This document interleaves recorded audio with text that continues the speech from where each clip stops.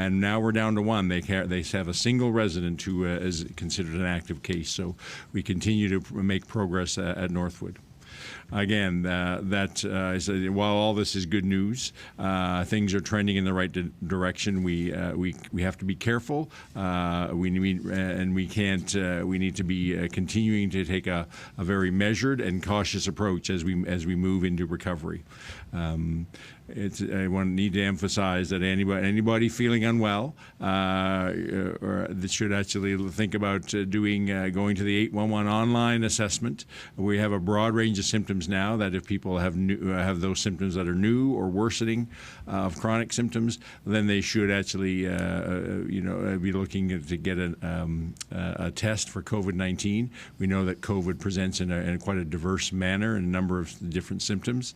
So if you're unsure at all, if you're feeling unwell, we really encourage people to do that 811 online assessment, and you'll get further direction about testing from there. I know there's been a number of questions over the last few days about data, and we have been working to resolve those, and we have the solution. And so I want to just help people understand why we've had some of those challenges. At the very beginning of COVID, we knew we needed to get immediate information that we could report publicly very quickly, and we used our lab information, the number of cases coming from our lab. At the same time, we were in the process of finalizing the implementation of our public health information Panorama, but the lab information had not yet been integrated into that Panorama system. So because of the time pressures and the workload around dealing with the peak of COVID, we weren't able to do that integration, and because we were having to use two different data systems, that gave the opportunity for some discrepancies to arise. We have now been able to finalize the integration of the lab information into Panorama, and the good news of that, we are the first province in the country to actually do that full integration of lab information of notifiable diseases being fully integrated into the public health electronic information system. So that is the good news. It also means that Panorama is now our single source of data, and starting tomorrow, we'll be able to reconcile some of the inconsistencies that people have seen, and starting to produce that what I call the gold standard of accurate information coming from Panorama. So that will be starting tomorrow. I understand that people are eager to make plans about summer vacation. School, at least for students, officially ended last Friday. People are thinking about being able to get out and about more as we move out of the first wave of COVID. And so we need to talk, I want to talk a few minutes about travel, that it certainly is the point now where we can, within Nova Scotia, that people can travel more freely. It's important we understand that there are going to be many challenges to our local economy and our tourism industry. So this year is going to be a year of we encourage people to actually do your vacation at home within Nova Scotia, travel around the province, doing that safely, but at the same time supporting our local economy and in communities around the province. We know that many businesses that were opened on Friday are just starting to open up. That it's important that we support those businesses, but it's also important that we understand that Friday was a very big day. We've by opening up a lot of things on the business side, we have necessarily introduced some increased risk of COVID-19 recurring. So we need to watch things over the next couple of weeks. We have had on 2 consecutive weekends, we've had a single case where we're not clear on where the person would have been exposed, and therefore we have to conclude there was some unknown exposure in the community. So there are still some signs of community transmission in the recent past, so even though our numbers of COVID-19 are low, that emphasizes the need for us to continue to take a cautious approach We'll continue to watch the epidemiology closely and monitor things go out throughout June.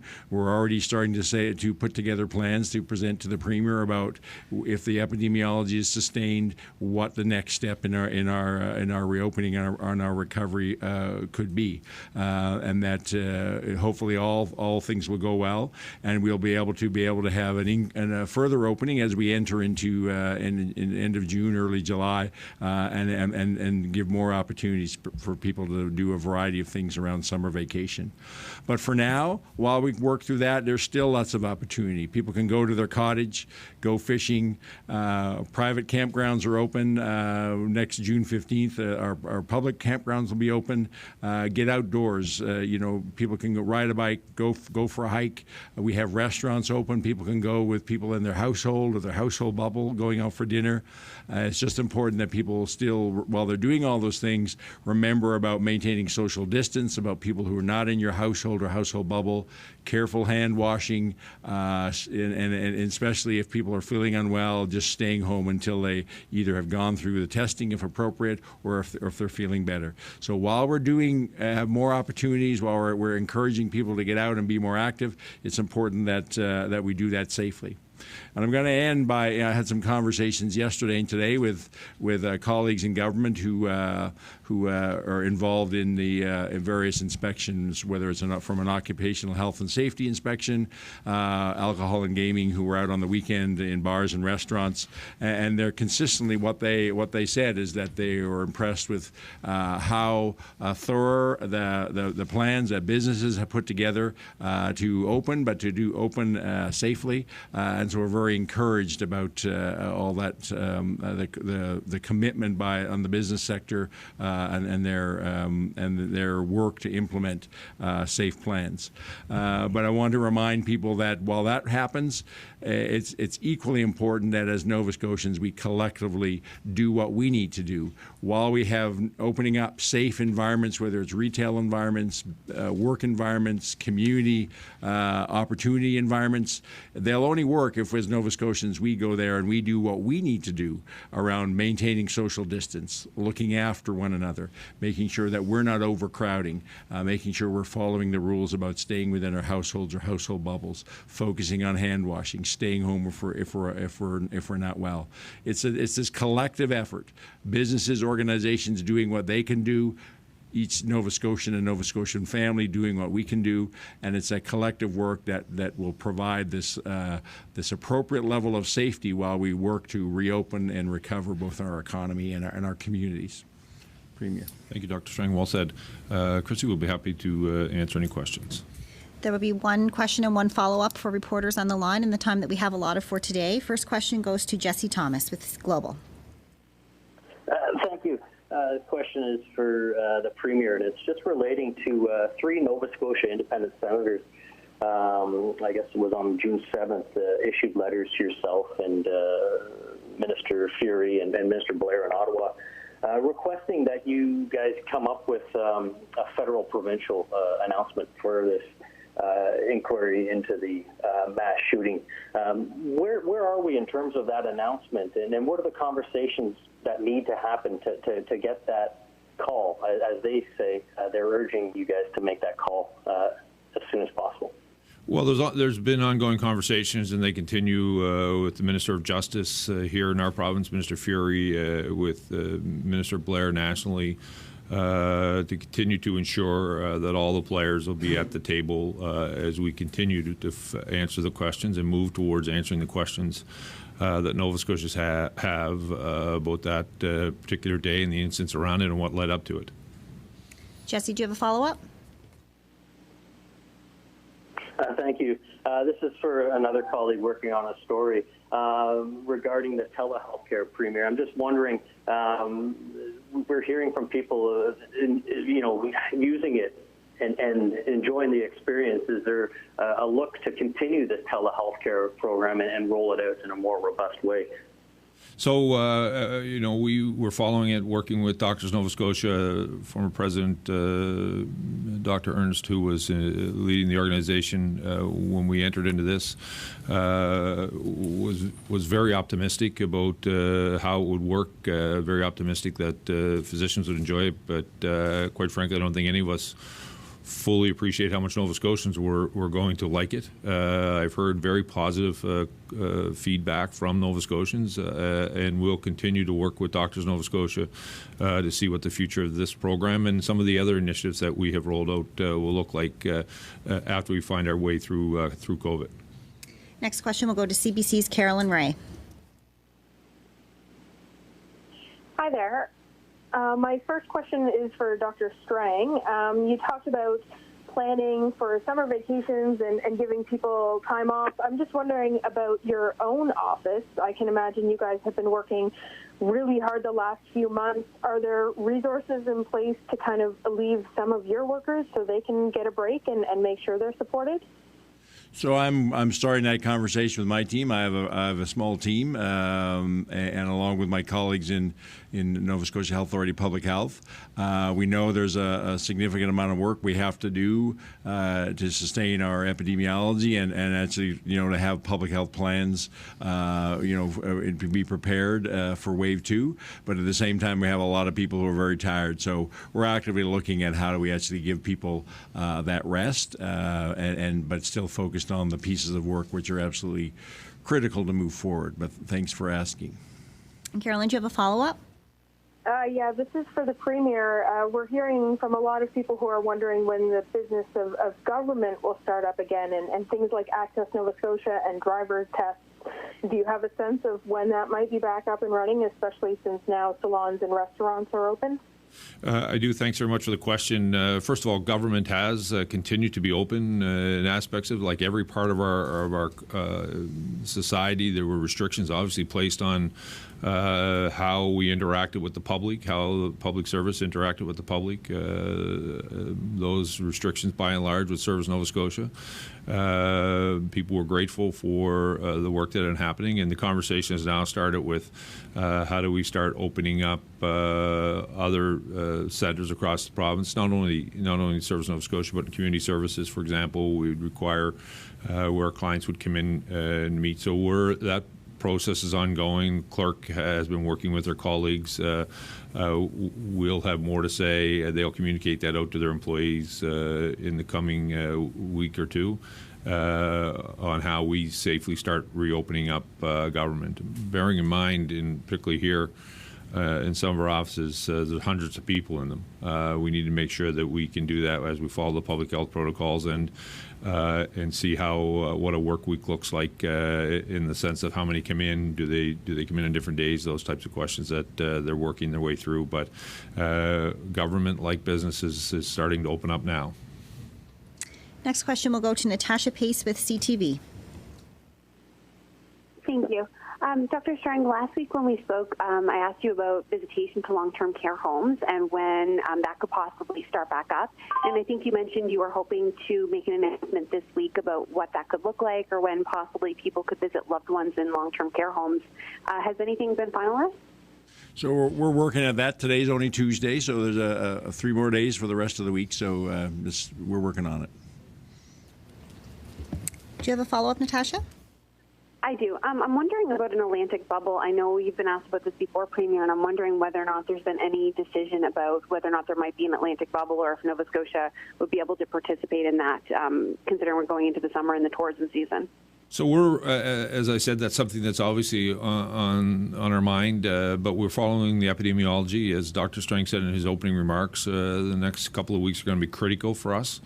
And then we'll make further decisions about how we open up our economy and potentially opening up the region. But I want to caution everyone, the epidemiology over the next couple of weeks will determine how quickly and how far we can go. Next question will go to Stuart Peddle with the Chronicle Herald. Thank you. I was wondering, the last couple of updates did not include the number of people who are still in hospital. Previously, there had been 3, I think, with 2 of those in ICU.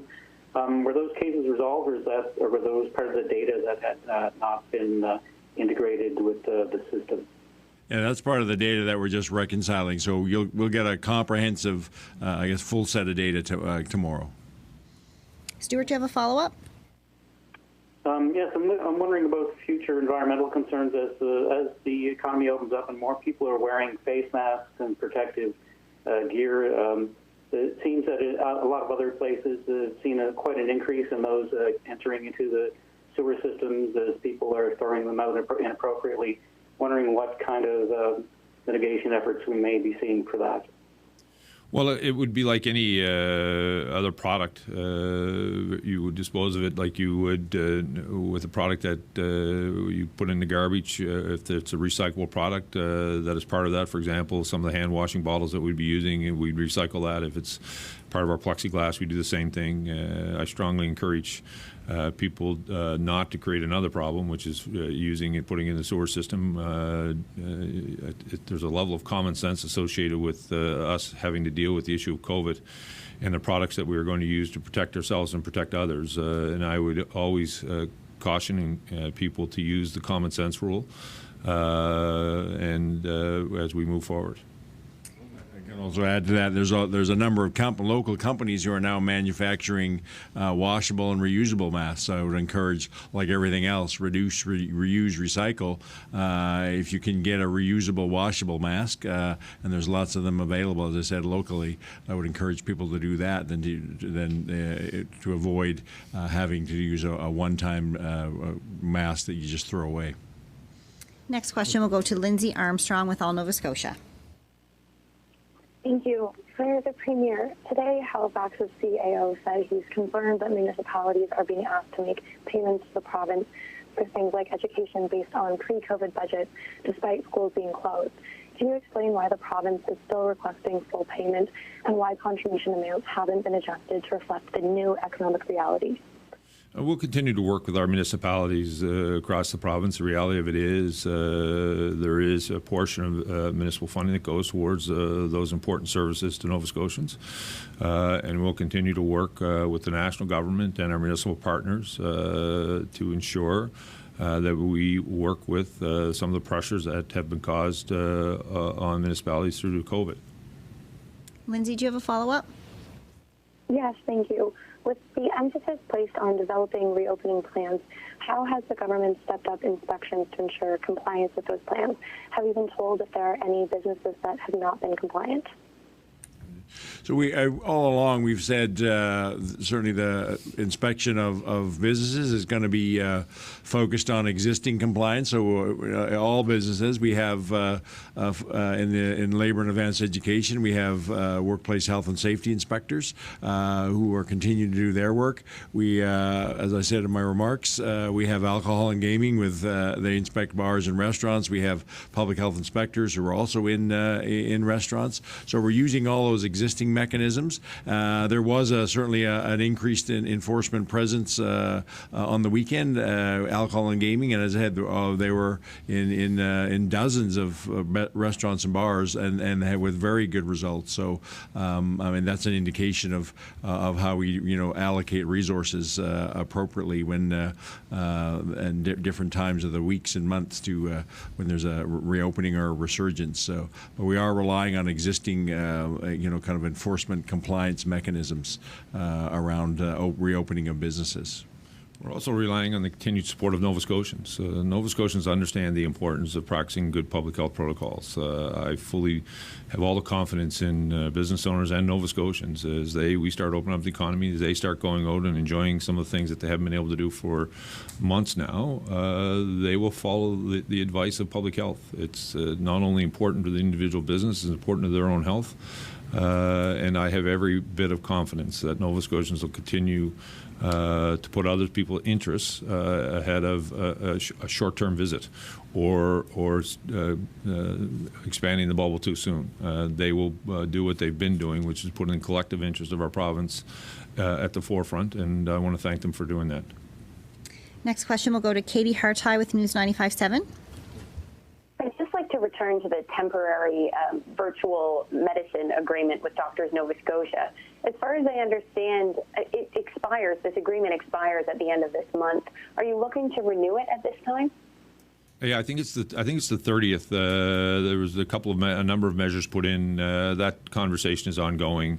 As I said to one of your colleagues earlier, Nova Scotians. I've heard from Nova Scotians who've enjoyed being able to access care that way, that conversation will be ongoing with Doctors of Nova Scotia. And we'll have more to say as we get closer to that date. Katie, do you have a follow-up? Okay, and it is a great time to vacation within Nova Scotia, but some people have immediate family just across the border. So you're talking about monitoring the epidemiology to determine when interprovincial travel will be allowed. What exactly are you looking for? No cases or just a few cases? So I mean, we're clear that while we'd love to have no cases, we know that we have some tolerance of some level of COVID activity. So we're not going to base things only on having no cases. It's not just the number of cases. We're looking for are they clustered together? Do they indicate a large outbreak? What is the source of exposure of those cases? Are there indications that they're showing that this leading into widespread community transmission? So it's more than just the number, and so we will tolerate a low level of numbers of cases, and we have to be realistic. In the coming weeks and months, we are going to see some sporadic cases here and there, but our goal is to keep it at that sporadic level, not have wide community spread in any community, and certainly we're very vigilant about outbreaks in higher risk settings like long-term care facilities, and that is the discussion we're having across the country. The chief medical officers about that same objective. We're all on the same page on that, and we're looking at that. I'm having conversations with my Atlantic chief MOH colleagues about how we could actually get to a place where we're comfortable with the our collective epidemiology, then put some things, some recommendations forward to our premiers. Next question will go to Tim Biscay with the Halifax Examiner. Hi, Dr. Strang. I was intrigued when you said that the death that was announced today, the person who died a few weeks ago, and it makes me wonder how Nova Scotia is attributing COVID deaths. I know that south of the border, it's all over the map from state to state. And is it that just anyone with the disease who dies, it's attributed to COVID, or is there some other measure? No, it's actually ultimately the determination of the physician, who actually every death has to be certified by a physician. The vast majority of ones are very clear. Somebody has had a COVID infection, has severe disease, and it's very clear what the cause of death is. But this isn't the first time. We've had a handful of cases where we've had in-depth discussion with the clinicians. There may or may not be an autopsy involved, and we work together with public health, with one of the medical officers, the clinicians, and if necessary, one of the medical examiners, to really have an in-depth conversation about what actually was the cause of death. Because somebody could have a COVID infection that wasn't severe and die of a completely different cause. So where necessary, where there's some questions about that, we make sure that the right clinical people work together and come to a common diagnosis on the cause of death. Tim, do you have a follow-up? I do, for the Premier. Premier, you had said before, and I think you were pretty clear about it, I'm just asking for a bit more detail. When you said that you were notified on April 19th about the mass shooting that was then underway, I guess, can you elaborate and say what time you were told, who notified you, and what you were told at that point? Yeah, I was notified in the morning. I don't exactly know what time it was. I said I heard it when I woke up, and then I just started making calls internally. And at that point, there was limited information inside of government at all related to that incident. Next question will go to Kyle Shaw with The Coast. Hi, I'm Chrissy. Thanks. Dr. Strang.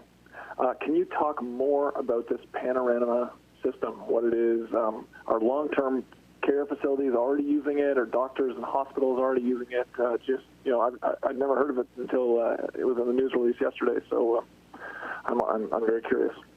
So Panorama is a public health information system, so it's used by public health. So it's not for doctors, nurses outside of public health, and it's an information system where it's built on a number of modules. I guess one is it's how we track our vaccines and other biologicals. It's a case management tool. So as public health nurses follow up a whole range of notifiable diseases, all the information on the case and their contacts now is entered electronically. Now we have the notifiable diseases come in Panorama. So it really is, it brings public health into the modern age around having an electronic information system that we have as opposed to a paper-based. A good example we have, and we're working all the vaccinations, school-based vaccinations that are delivered by public health. For the last 2 years, those have been entered now as we've implemented Panorama. Whereas previously we had, when I first came here to Nova Scotia, we had boxes and boxes of index cards and shoe boxes, and that was our immunization record. So that's an example of how we're actually now in the 21st century in information systems. And over time, as we build in the linkages to other data systems, our goal is to produce one component of this will be a robust immunization record, whether it's a public health, a family doctor, a pharmacist, or somewhere in the hospital. If somebody's vaccinated, all that through data linkages gets in, and when we have an immunization registry. But fundamentally, it is an information system for public health used by public health. It is the same information system which has been implemented in almost every other province and territory across the country. Kyle, do you have a follow-up? Yeah. So just further to that, sorry, I'm just trying to understand my understanding. So the lab becomes part of Panorama. Then how does the information, if the long-term care facilities and doctors' offices aren't on it, like how does having the lab's information integrated help with the timing lags and inconsistencies we're seeing coming out of long-term care or other places? What happens now, because we have a whole list of diseases, and COVID-19 is one where they're called a notifiable disease, where the lab is required to report those. Up until we integrated them, we had a separate lab information system where all those notifiable diseases that had to be reported to public health were reported in electronically, but it was a separate information system. Now we've been able to do the linkage, and it's the IT folks who understand this to make sure that now that lab information doesn't go to its own information system. It automatically gets linked into and appears now in Panorama. So if we have a case of COVID-19, the epidemiologists look at that every day, but now a nurse can right away, if she's the one assigned to do a follow-up of a COVID-19 case, she goes right into Panorama and starts doing her case follow-up and entering all that information right into Panorama.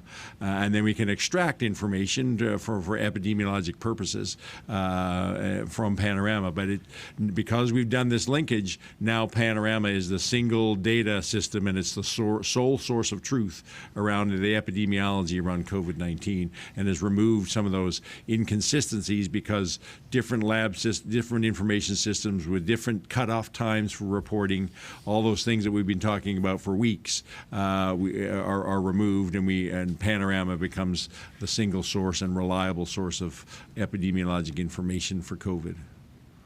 Next question will go to Bill Martin with Six Rivers News. Thank you. A question for Dr. Strang. Doctor, there are a lot of kids and youth sports programs are chomping at the bit.